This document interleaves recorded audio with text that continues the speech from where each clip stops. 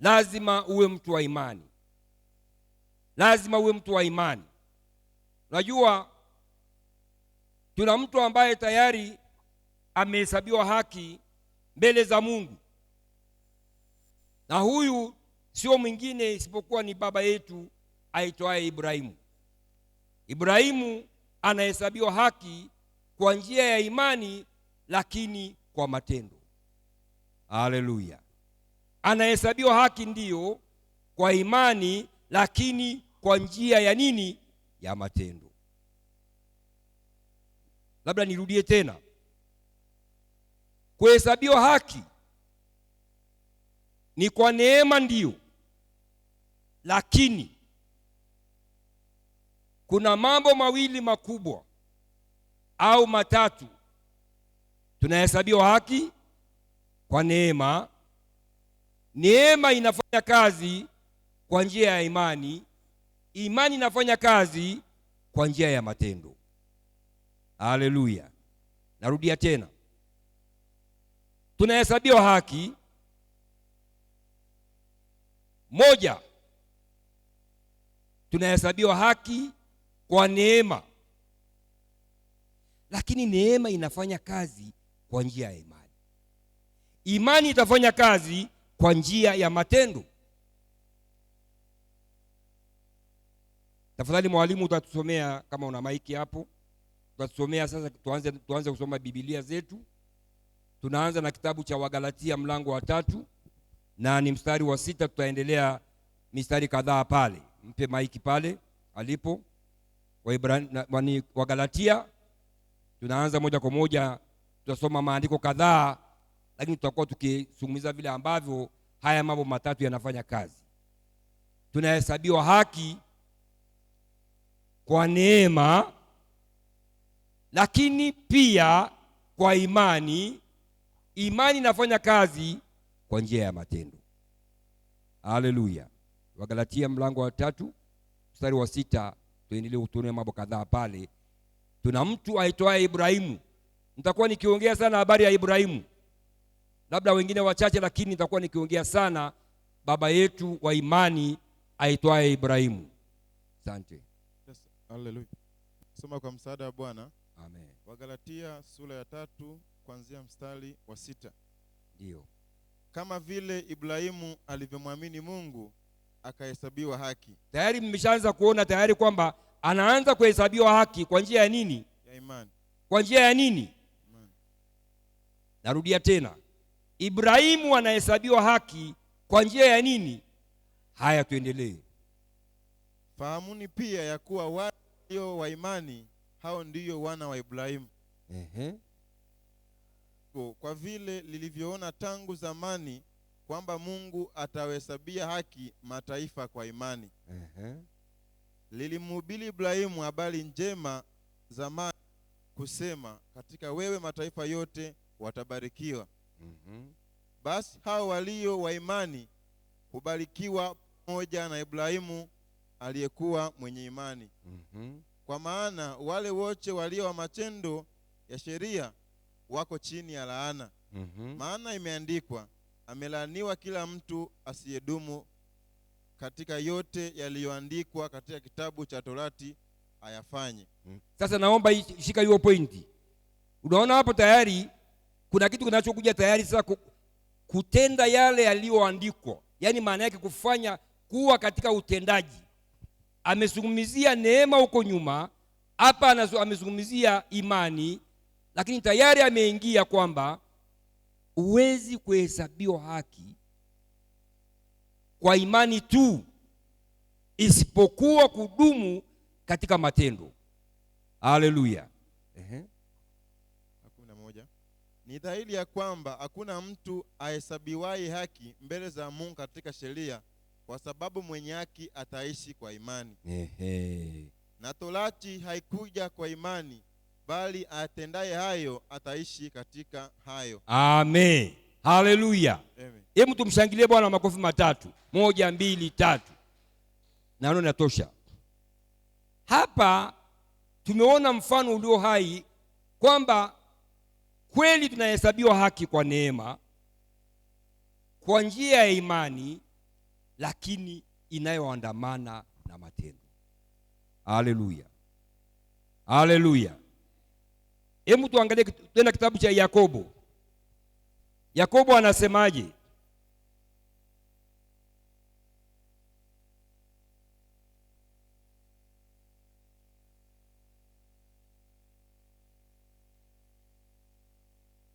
Na mwalimu, twende kitabu cha Yakobo mara moja.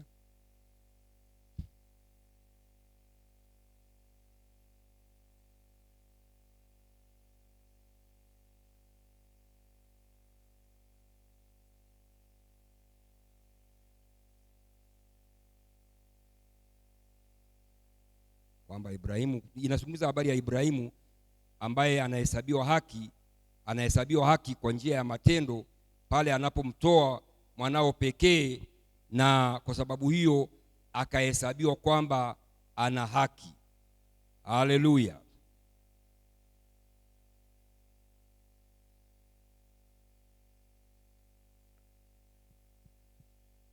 Mlango wa pili, Yakobo mlango wa pili, anza mstari wa 14.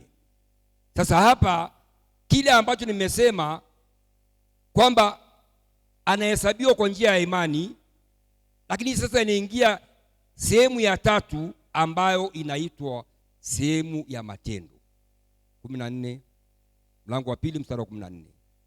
Yakobo sura ya pili mstari wa 14.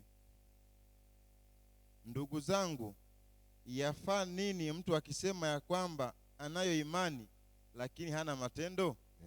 Je, ile imani yaweza kumwokoa? Ikiwa ndugu mwanaume au ndugu mwanamke yu uchi na kupungukiwa na riziki, na mtu wa kwenu akamwambia, enendeni zenu kwa amani, mkaote moto na kushiba, lakini asiwape mahitaji ya mwili, yafaa nini? Vivyo hivyo na imani isipokuwa ina matendo, imekufa nafsini mwake. Lakini mtu atasema, wewe unayo imani, nami nayo matendo. Nionyeshe imani yako pasipo matendo, nami nitakuonyesha imani yangu kwa njia ya matendo yangu. Wewe amini ya kuwa Mungu ni mmoja, watenda vema, mashetani nao waamini na kutetemeka. Ndio. Lakini wataka kujua, wewe mwanadamu usiye kitu, kwamba imani pasipo matendo haizai. Je, baba yetu Ibrahimu hakuhesabiwa haki kuwa ana haki kwa matendo? Hapo alipomtoa Isaka mwanaye juu ya madhabahu, kwamba imani ilitenda kazi pamoja na matendo yake. Ndiyo. Na ya kwamba imani ile ilikamilishwa kwa njia ya matendo yale. Maandiko yale yakatimizwa yaliyo, Ibrahimu alimwamini Mungu, akahesabiwa kwake kuwa ni haki, naye aliitwa rafiki wa Mungu. Mwaona kwamba mwanadamu huhesabiwa kuwa ana haki kwa matendo yake, si kwa imani peke yake. Ndio. Vivyo hivyo na Rahabu yule kahaba, naye je, hakuhesabiwa kuwa ana haki kwa matendo, hapo alipowakaribisha wajumbe akawatoa nje kwa njia nyingine? Maana kama vile mwili pasipo roho umekufa, vivyo hivyo na imani pasipo matendo imekufa. Amen. Haleluya. Mpe Bwana makofi matatu tena. 1, 2, 3. Ibrahimu anahesabiwa haki. Kweli ni kwa neema tumeokolewa. Kweli ni kwa neema tunaweza kushinda. Lakini wacha niwaambie, inahitaji matendo. Inahitaji imani. Inahitaji matendo. Tumepewa mfano Ibrahimu, mnasikia vile ambavyo hapa ameonekana amehesabiwa haki. Labda unaweza kujiuliza, unahesabiwa haki gani? Ongeza kitu kinachosema kuhesabiwa haki. Kwanza, haki ya kuwa mtu wa Mungu, haki ya kuwa mwana wa Mungu, haki ya kubarikiwa au ya kupokea baraka kwa Mungu kupokea ahadi kwa Mungu, kupokea vitu kwa Mungu, kama mtoto wa Mungu, kama mwana wa Mungu, kama mtu wa Mungu. Hapa kinachotakiwa kwanza ni imani, pili ni matendo. Ibrahimu alimwamini Mungu. Kwanza kuna wakati alimwamini Mungu kwa ajabu sana. Kwaambiwa aondoke katika nchi yake, aende na katika jamaa yake, atoke katika jamii yake, atoke kwa watu wake, bado akatia akaenda, na Mungu anamwambia huko utakakoenda nitakubariki. Akaondoka akaenda. Lakini wacha niwaambie, bado alivyoenda kule alikoenda, akafika kipindi ambacho ni kigumu sana. Mungu akamtetea hata huko, lakini bado hapa inakuja kufika mahali amekushabarikiwa kwa njia ya imani, amebarikiwa mno, mpaka wakati mwingine Mungu anamwambia nitakuzidisha, nitakuongeza. Mungu siku nyingine anampeleka mahali penye bahari, anamwambia hesabu mchanga, kama ukiweza kuhesabu mchanga huu, basi hivi ndivyo nitakavyokubariki. Bado anamwambia angalia, siku moja usiku anamwambia angalia juu, anamwambia angalia juu, anamwambia nyota, anamwambia hesabu hizo nyota, anamwambia bado hivi ndivyo ambavyo utakavyokuwa umebarikiwa, utakuwa taifa, utakuwa baba wa mataifa. Akambariki kwa mambo mengi. Lakini hapa siku moja sasa inayotokea cha ajabu ni kwamba ameshambariki na mtoto wa pekee kabisa, tena wa uzeeni. Hapa kinachotokea cha ajabu ni kwamba bado anamhitaji kwamba ampe yule mtoto. Ibrahimu kwa kweli kabisa, ndugu zangu wapendwa, kwa binadamu wa kawaida kabisa, Ibrahimu hana mtoto mwingine. Lakini pamoja na hayo yote Mungu anamwambia nipe mtoto, nitolee mtoto huyu, sio awe sadaka aje kanisani akawa mtumishi wa kanisani. Hapana, ni atolewe kama dhabihu, auawe, na baada ya kuuawa tena achomwe moto. Hivi ndivyo ilivyokuwa dhabihu, au dhabihu maana yake ni sadaka ya kuteketezwa. Ndugu zangu wapendwa, kibinadamu ni ngumu kwa kweli, kibinadamu ni ngumu. Lakini hapa bado ni kama mimi sijui niseme ni Mungu anaangalia imani ya Ibrahimu, hatuwezi kujua hii. Lakini ndugu zangu wapendwa, hata Ibrahimu ilimpa shida, ilimpa wakati mgumu, hata hakuweza kumwambia mke wake kwamba Mungu amesema na mimi kuhusu hii. Mimi nafikiri hata mke asingemuelewa, hata mke asingemuelewa kwa kweli. Hata wewe tu fikiri tu kibinadamu kabisa, mtu hana kitu kingine. Lakini nashukuru Mungu kwa sababu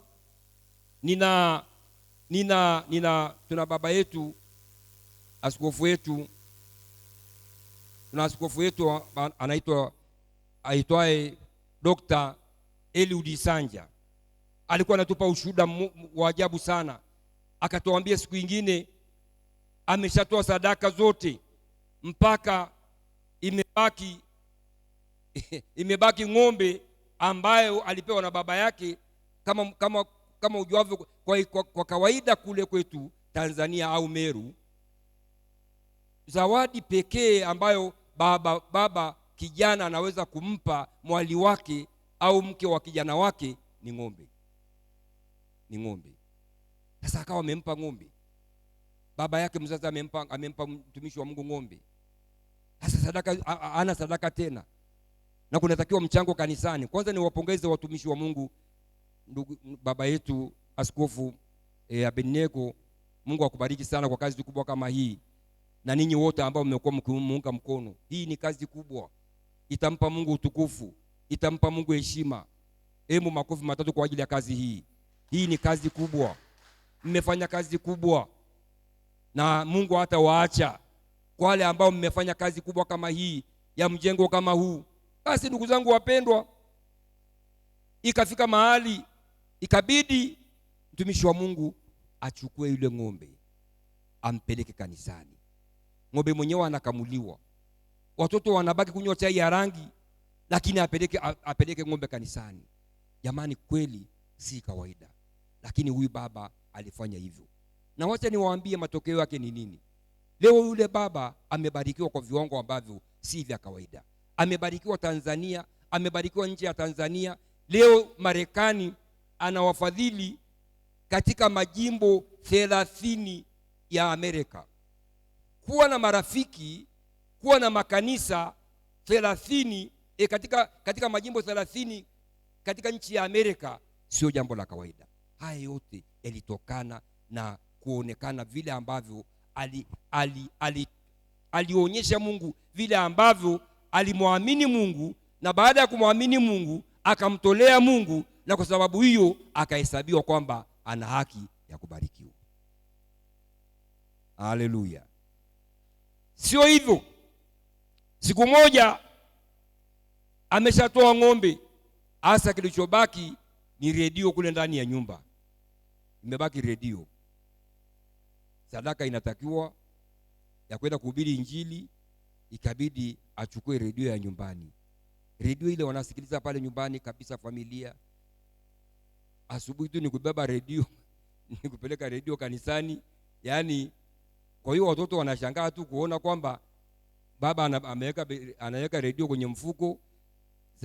Labda walifikiri redio imeharibika, kumbe redio inapelekwa sadaka kanisani. Watoto walishangaa wakasema, huyu baba ana shida gani? Leo ndugu zangu wapendwa, sio redio tu hiyo anayo, ana redio sasa, ana redio yake sasa inasikika Tanzania na nje ya Tanzania. Sio redio hii sasa, yeye ana studio, inatoa studio. Yaani sasa ana redio yake. Watu wanasikiliza sasa redio ya Eliudi, sasa inaitwa redio ya Eliudi. Karibu nchi nzima inasikika, na katika mitandao inasomeka. Alihesabiwa kuwa na haki ya kubarikiwa. Haleluya. Haleluya. Unataka kuhesabiwa haki ya kubarikiwa? Uwe mtu wa imani, uwe mtu wa kumtolea Mungu. Hayo mambo mawili makubwa. Jambo la kwanza, uwe mtu wa imani. Jambo la pili, uwe mtu wa kutoa. Unajua watu wengi sana, maana hiyo nitaongea pia kwa habari ya kutoa, kwa sababu kinachofanya hata wakati mwingine. Waebrania mlango wa 11, tafadhali mwalimu. Waebrania 11 mstari wa 4. Kuhesabiwa haki ya kubarikiwa. Mwambie mwenzako, unahitaji kuhesabiwa haki ya kubarikiwa. Mguse, mwambie unahitaji kuhesabiwa haki ya kubarikiwa. Kuna watu hawana haki ya kubarikiwa ati. Yaani hawana haki, hawastahili. Mshapata Waebrania?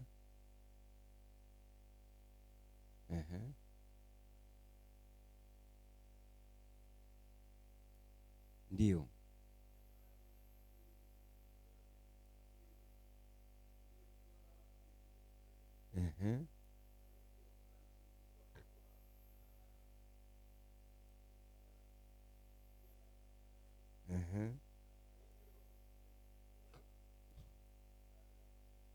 Amen.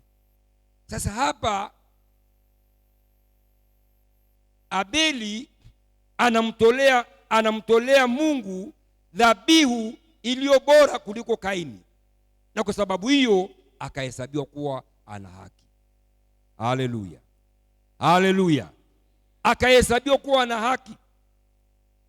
Unajua wakati mwingine watumishi wa Mungu, askofu na watumishi wa Mungu, watu wengi wanatoa sadaka lakini hawatoi kwa imani. Wanatoa ili aonekane, anatoa ili labda kufahamika, anatoa sijui ili kupendeza sijui nani. Wacha nikuambie, mpaka sadaka inatakiwa uitoe kwa imani. Haleluya. Unapotoa sadaka, toa ukiamini ya kwamba hii sadaka haitakuwa bure. Hii sadaka ninampa Mungu, simpi mtu, nampa Mungu. Mungu mwenye kila kitu, Mungu mwenye vitu vyote. Haleluya.